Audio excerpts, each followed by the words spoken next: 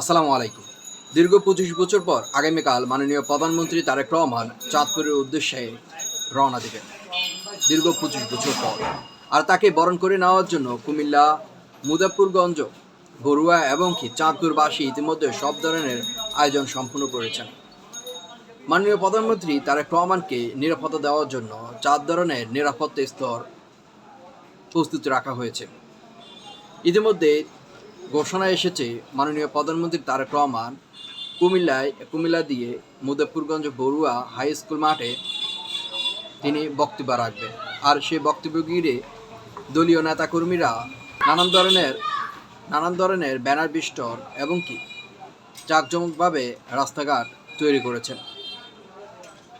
মাননীয় প্রধানমন্ত্রী তারেক রহমান চাঁদপুরে যাবেন খাল খনন উদ্বোধন করার জন্য। ৩১ দফা যে বাস্তবায়ন রয়েছেন সেটির একটি ইতিমধ্যে কুমিল্লা ১০ আসনের সংসদ সদস্য তিনি বলেছেন তিনি মাননীয় প্রধানমন্ত্রী তারেক রহমান এখান থেকে যাওয়ার সময় তাকে সালাম জানাবেন। আর যদি মাননীয় প্রধানমন্ত্রী তারেক রহমান কোনো বক্তব্য রাখেন সে ধরনের প্রস্তুতিও রাখা হয়েছে কুমিল্লাতে।